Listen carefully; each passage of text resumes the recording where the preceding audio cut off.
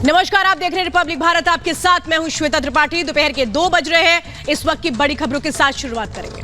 नमस्कार, मैं हूं आपके साथ प्रियंका शर्मा। देखिए, बड़ी खबर है, वंदे भारत ट्रेन पर पत्थरबाजी होती है और उसके बाद ये मामला दर्ज हो जाता है। इस खबर को विस्तार से बताएंगे सहयोगी अमित। बहुत शुक्रिया प्रियंका। देखिए, बड़ी खबर आ रही है, वंदे भारत ट्रेन पर एक बार फिर से पत्थरबाजी हुई है। मुजफ्फरनगर में ये पत्थर फेंके गए हैं। जड़ौदा इलाका है जहां पर पत्थरबाजी हुई और आरपीएफ ने इस मामले में केस दर्ज कर लिया है। ये पहली मर्तबा नहीं है वंदे भारत ट्रेन पर, इससे पहले भी पत्थरबाजी की कई घटना हुई है।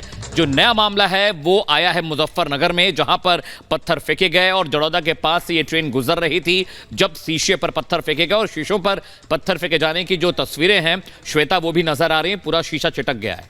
तो तस्वीरें देखिए। अब सवाल तो ये है, गुस्सा है तो फिर ट्रेन पर इस तरीके से पत्थरबाजी क्यों की जा रही है? क्या एक तरह से कहें, इस तरह से संपत्ति को नुकसान पहुंचाना ठीक है? तो ये बड़ी खबर आपको बता रहे थे कि सवाल यही कि आखिर कौन है ये असामाजिक तत्व, इतनी नफरत क्यों वंदे भारत ट्रेन से? ये सब कुछ जांच पड़ताल के बाद ही साफ होगा। लेकिन तस्वीर आपको दिखा रहे हैं किस तरीके से मुजफ्फरनगर में ये पत्थर फेंके जाते हैं वंदे भारत ट्रेन पर। एक हफ्ते की पहले निखिल चौहान और दूसरे साइड में एक राहुल और यश, ये दोनों ग्रुप के बीच में किसी बात के लिए झगड़ा हुआ। उस झगड़ा की रिवेंज लेने के लिए कल वापस ये राहुल, यश और बाकी लोग पेश आए और निखिल चौहान के साथ में झगड़ा हुआ।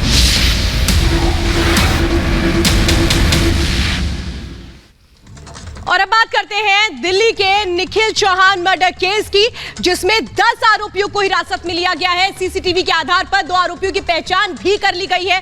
पुलिस की तफ्तीश जारी है, जांच जारी है और इस पूरे मामले को लेकर के बड़ी जानकारी आपको ये दे रहे हैं कि जो सीसीटीवी फुटेज सामने आया है उसके आधार पर अब जांच आगे बढ़ रही है, जिसमें जानकारी ये मिल रही है कि जो 2 आरोपी हैं उनको आइडेंटिफाई भी कर लिया गया है। हत्याकांड से जुड़े 2 आरोपी गिरफ्तार किए गए हैं। इस पूरे मामले ने सबको झंझोर कर रख दिया। फिलहाल आपको बता दें, आरोपी हारून और राहुल से दिल्ली पुलिस पूछताछ कर रही है।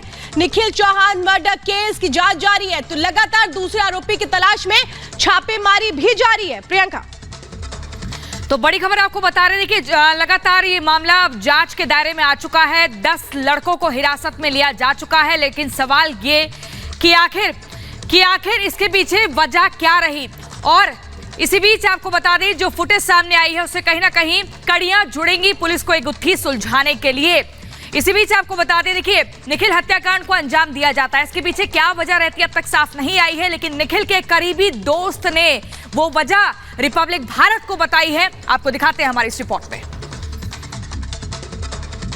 निखिल के दोस्त हमारे साथ मौजूद हैं, हम जरा उनसे बातचीत करते हैं।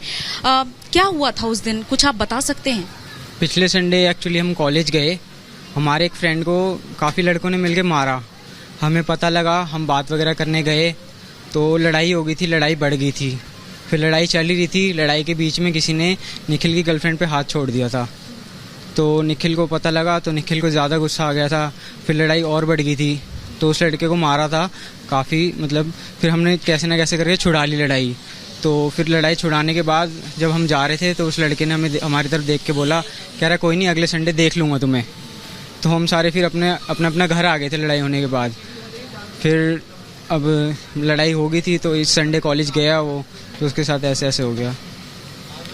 कुछ बताया था निखिल ने कि मतलब कॉलेज जाने से पहले कोई बात हुई थी या फिर क्यों उसे धमकी भरा फोन आया है या फिर कुछ भी ऐसा? नहीं, ऐसा कुछ भी नहीं था, धमकी भरा फोन या कुछ मतलब वार्निंग वगैरह कुछ नहीं दी गई थी। कॉलेज कैसे जाता था निखिल?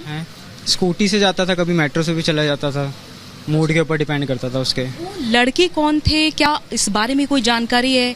कहाँ रहते थे, कहाँ पढ़ते हैं, कौन सी क्लास है, आपसे अलग है, आपके साथ? नहीं, हम तो मिले फर्स्ट टाइम थे और हमारी लड़ाई हो गई तो हमारे लिए बिल्कुल अननोन थे वो। हम जानते भी नहीं थे कौन थे कौन नहीं थे, बिल्कुल अननोन थे हमारे लिए।